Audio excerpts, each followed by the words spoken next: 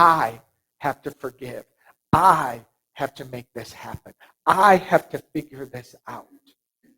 And if I can give you anything today, I give you freedom from believing that you are the one that does forgiveness.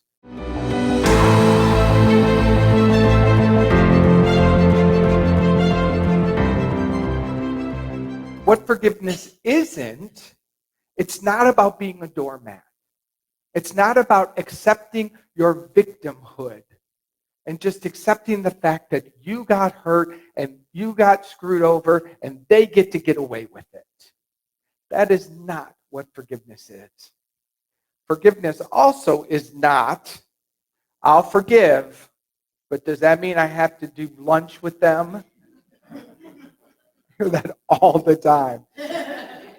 All right, well, there's always like this. Well, if I forgive, does that mean I have to hang out with them?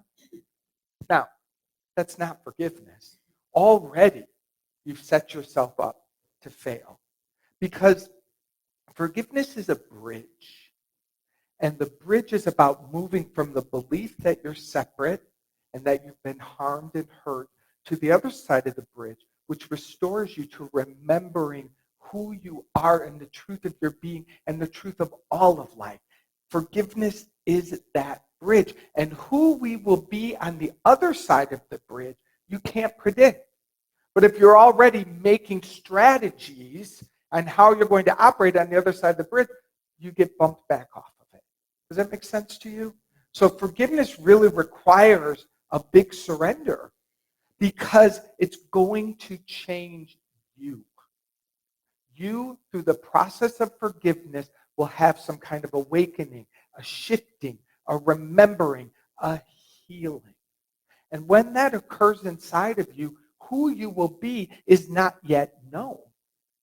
So forgiveness requires faith. It requires us letting go and moving into it. Forgiveness, and this is one of my greatest components of the teaching that I have learned and do, is forgiveness is not something that you do. And that's, I think, one of the biggest misperceptions. I have to forgive. I have to make this happen. I have to figure this out. And if I can give you anything today, I give you freedom from believing that you are the one that does forgiveness. You're not. We've all heard the idea that you can't solve the problem at the level of the problem, right? The mind that believes it is trapped in the problem is not the mind that can solve this. So we must call upon a higher power. We must activate a higher truth to do forgiveness unto us. The analogy I use is if you're walking down the street and you fall down a 30-foot hole. Now, if you're down at that 30-foot hole at the bottom and you're looking up, you're not going to beat yourself up for long because you don't have superpower legs that can shoot you back up onto the street. You're going to pretty quickly accept in your humanness that you cannot jump 30 feet. And because you accept that, the obvious choice is to ask for help, to yell out for help. And when someone hears you and they realize you're down in the hole, they send a rope down or a ladder and they help you get out of the hole. You can't do that yourself. That's what forgiveness is like the golden rope that when you ask for forgiveness to be done to you, it comes down and imagine it wrapping around you and it lifts you literally, energetically and vibrationally and mentally and emotionally out of the problem. It lifts you up into a higher plane, a higher point of view. Isn't that wonderful? So forgiveness is a mystical something that is done unto you. So our part in this forgiveness game is that we have to be willing to ask. We ask. That's it. I look for the simplest path, my friends. I'm not the one that's doing it. The Holy Spirit, the whole Spirit of God, the whole Spirit of love is encoded inside of you. All the way to the inception of the Holy Spirit. It is said that there's one tiny mad idea, one mad idea in your head. And that mad idea is that you think you're separate from God. That's the one crazy idea. If that one crazy idea did not exist, you would have no crazy ideas. Because everything flows from that one mad thought. I'm separate from God, which is impossible. It's absolutely impossible to be separate from God. But because you have the thought that you are, and because you're a divine creator, created in the image and likeness of God, you're able to create as God creates. And so you create this illusory world that all comes from the belief you're separate from God. So we could back every crazy thought, every painful experience, every regret, every resentment, everything that you think is wrong about life.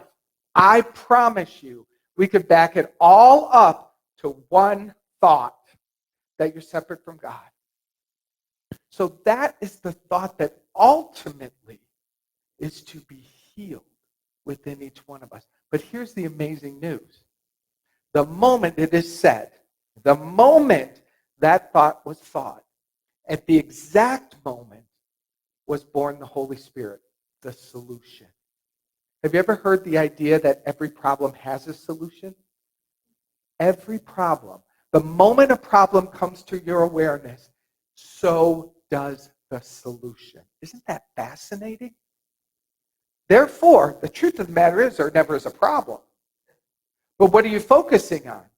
Problem. Got to solve the problem. How do we solve this problem? My friend, let me tell you about this problem. Oh boy, do I have a problem. Really? Let's talk about our problems. And just focus. And all the while, the solution's over here going, hello. And it just waits quietly for you to turn some attention and some energy towards the solution.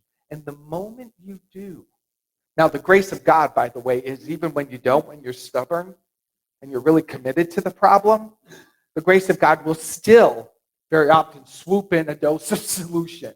Maybe because the universe is tired of you complaining. I don't know why it happens, but there's some good thing in the universe that like swoops in and starts to feed bits of the solution to you. So I call the solution to the one spiritual problem the Holy Spirit. That's what the Course in Miracles calls it. The Holy Spirit is encoded in you. It is the guiding power. It is your internal GPS system. And it is programmed for home. Programmed for home. Home meaning the kingdom of heaven. Home meaning remembering your oneness. That's what the Holy Spirit's job is. And it never quits. And it works all the time. And the way that it works is through the practice of forgiveness.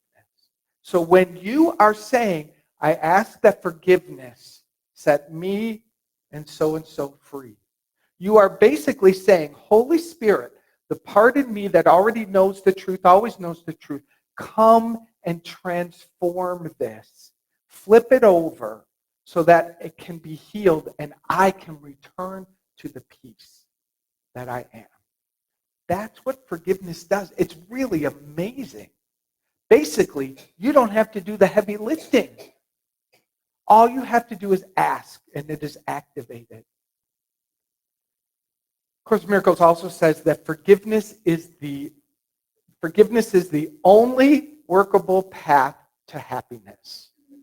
That's interesting, isn't it? We're talking about happiness. I'm not talking about fleeting happiness from effects, these things of this world. Someone visits, you're happy. That's wonderful.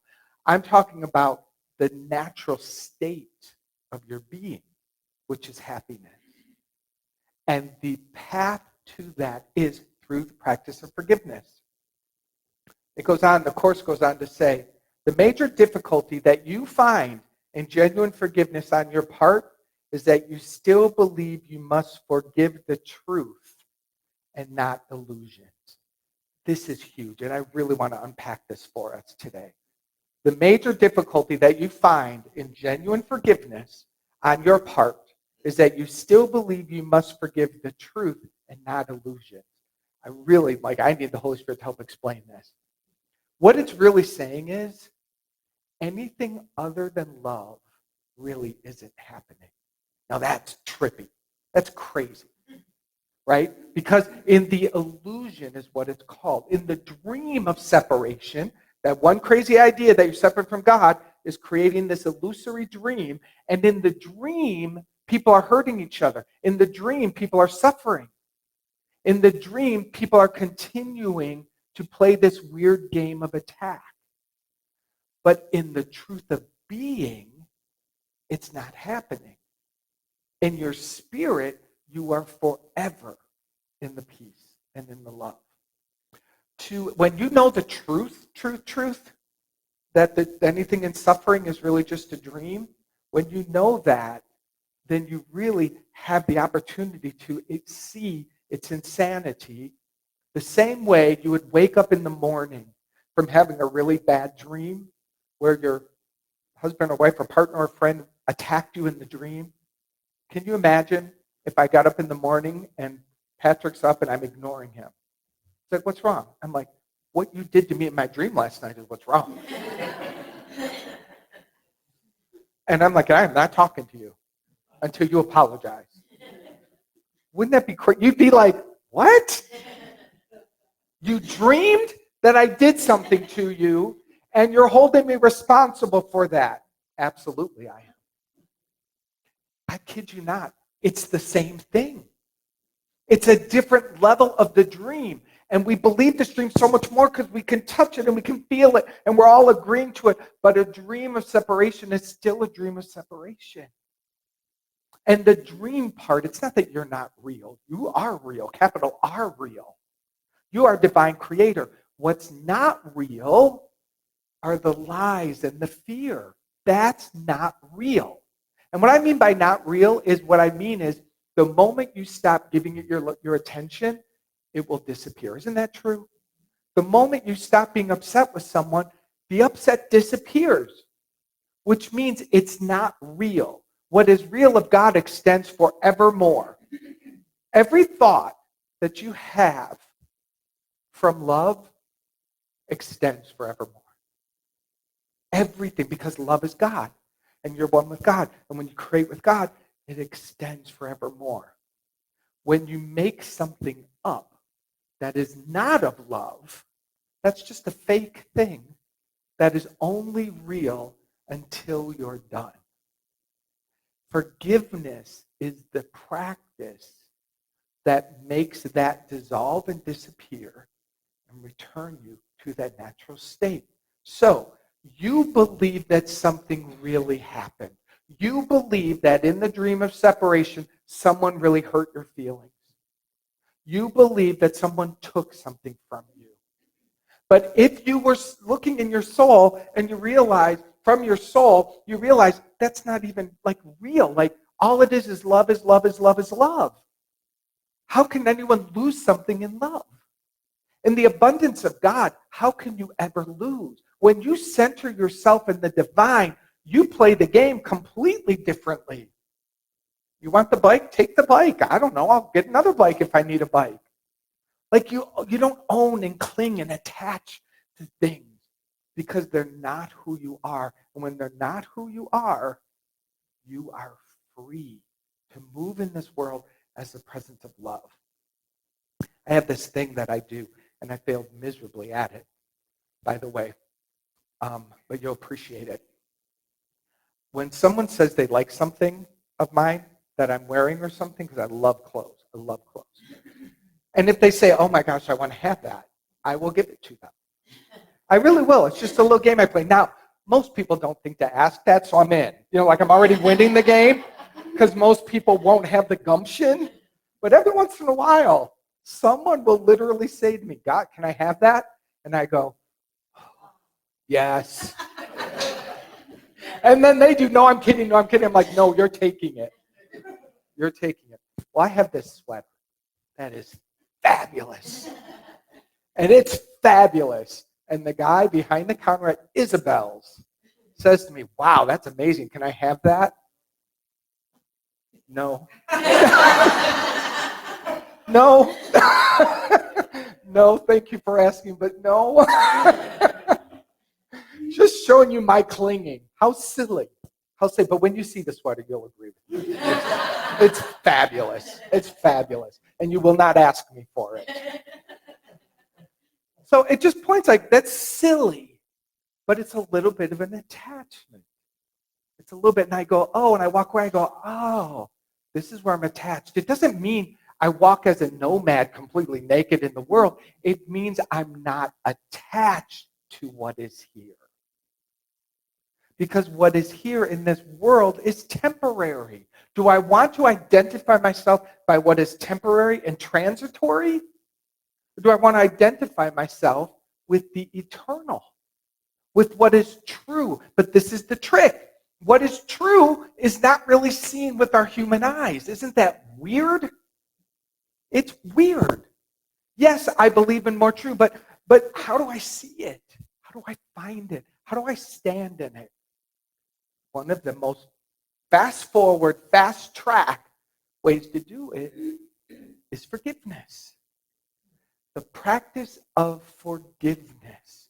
Continuing to just use it as a, I call it like the, what's it called? The Drano. When your pipes are clogged and you pour Drano down the pipe, it clears the pipe so it can flow again. I think of forgiveness like Drano. When we pour it inside of us, it clears all those clogs, all of those places where we're stuck. And we're stuck blaming other people. I mean, we all have we got to be honest about this. All of us have that, like, somehow, 15 years ago, Uncle Donnie said at the Thanksgiving dinner, right?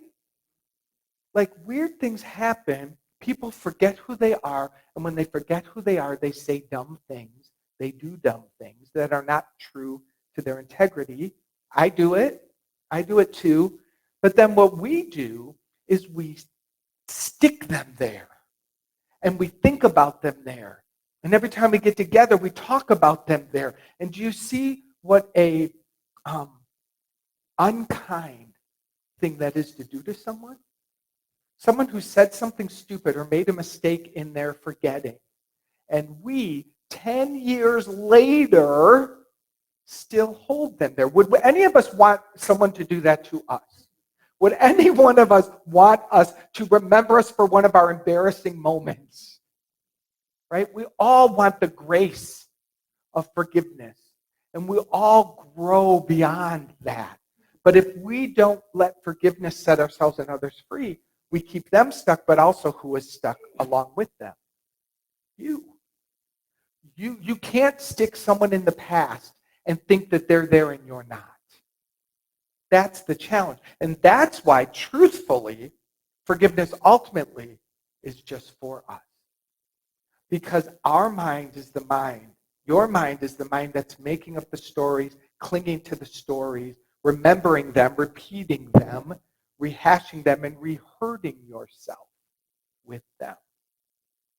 That's what our mind is doing. So forgiveness purifies the mind, washes the story away, literally makes it disappear so you can be in the present moment that we located in our prayer and our meditation today.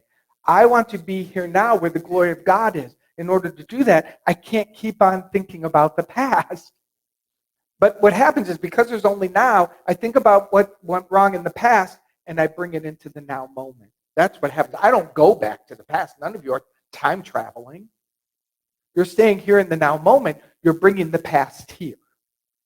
And when you bring a past pain here into this moment, what do you get? You get all the sadness and the pain and the story and all of that gunk. Now, I don't want to make it all bad news. The gift of that is when you're conscious, oh, wow, this is what's up to be healed. Awesome. When you flip it over, it becomes the invitation. Oh, that story's not done. Good to know. How do I know I'm feeling it? Great. Activate forgiveness. I ask that forgiveness set me free. I ask that the story that is not of God be dissolved so that it doesn't even enter my mind. A story I tell very often, I won't go into the drama details, but something very, very horrific in my childhood was haunting me big time. Like as I was becoming an adult, it was literally impeding my growth. And I had a very, very, very profound, I was going to therapy and I was doing these group therapies and I was going where they pound the pillows and yell and I was doing all this stuff, trying to get this out of me. I was working with my spiritual counselor, living in LA at this time. So I was in my early 30s. And she said, only forgiveness can set you free here. I said, great, I'll take it. Great. Because I pounded the pillows, I've screamed and yelled, I've done the Reiki, I've done the Rolfing, I've done everything, and it's still here. So she did this prayer of forgiveness, asking it.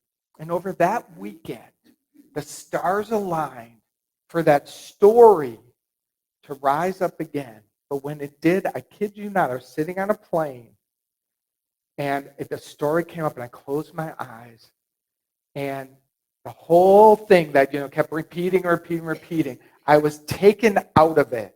Literally, I felt like God grabbed me, pulled me out of it, and said, look at this as I see this. And the whole thing became light on light on light, just light dancing with light. That's all it was. It was light dancing. And I was told, that's all that's ever happening. That's all that's ever happening. The thing that you overlay on top of it, all the stuff that's made up, that's not the real stuff. You peel that away, the only thing there is God. One power, one presence. And all that one power and one presence does is dance and shine and be happy. That was mind-blowing. To literally have it peeled away and be shown what is true, that's amazing. That was an amazing healing gift. And that story was literally put into this ball and thrown out into the universe. And I was told, you will never be haunted by this story again. In fact, the only time you'll remember it is when you're teaching.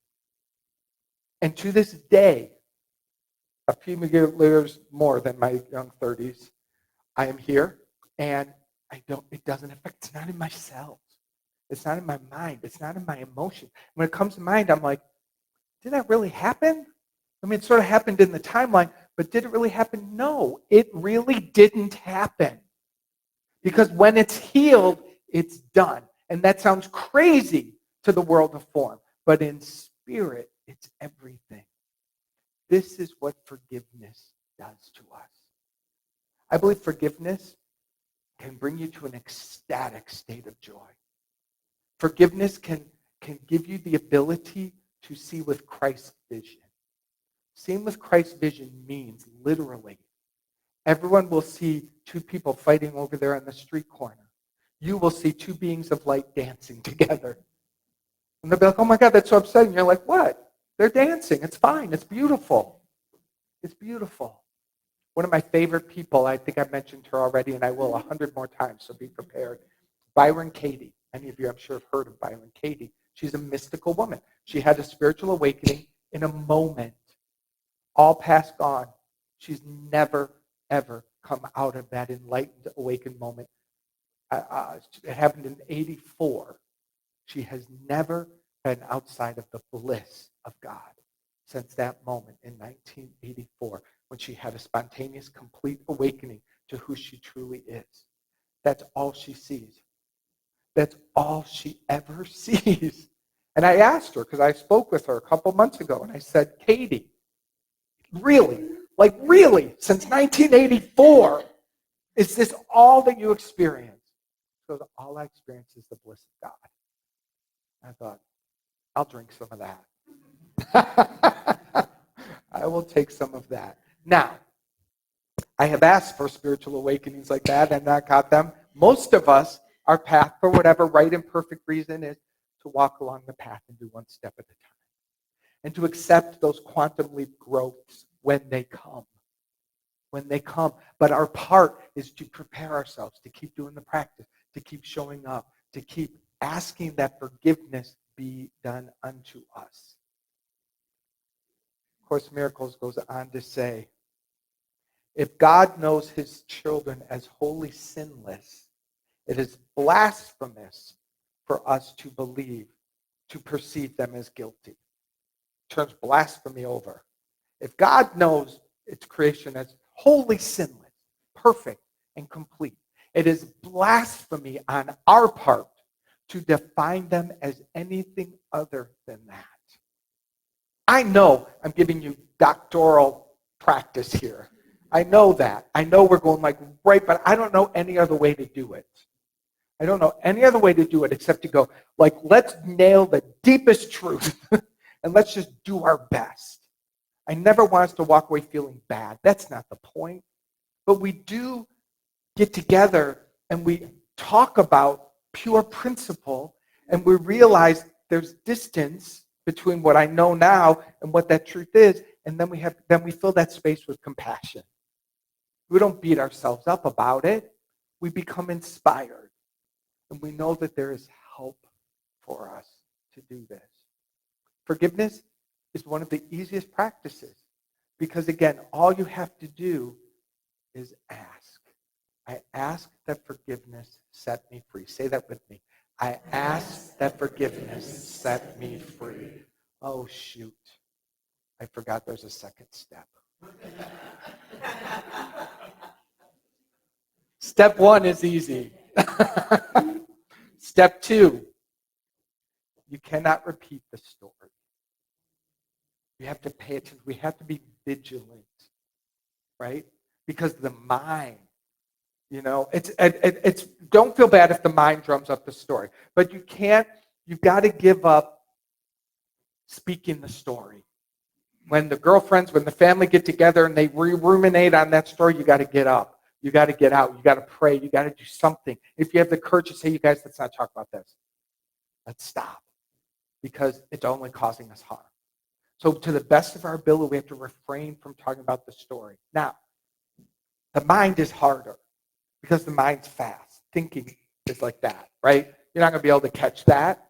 And have you ever had that where like the story comes in and then like a minute later, you're like, oh my God, I'm totally trapped. Like how long have I been thinking about this? Like it sort of sneaks in the side door.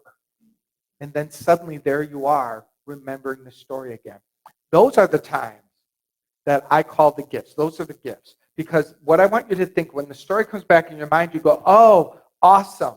This is the universe asking for another dose of forgiveness. That's the clue. The clue is imagine like going, we need another bucket of forgiveness. We're ready. How are we going to let them know? Well, have them think about it. Have them remember the story that will trigger them to go, oh, time for me to do my part. Your part is to ask. You activate forgiveness. Remember, it's not a one-time deal. We do it over and over and over. I always talk about this too. I go, I went to the gym last month. I don't get it. I don't look at any different.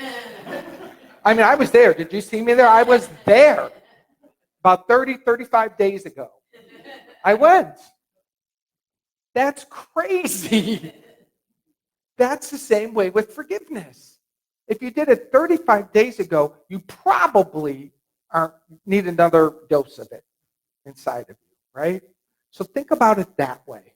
When you're shifting any kind of habit in the world of form, it takes attention and focus and repeat until you have a new pattern established, right? We don't go to the gym once and expect anything but more soreness. In fact, we would say, if you're only going to go to the gym one time, don't bother.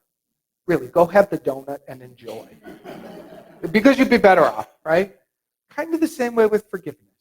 It's not a one-time deal.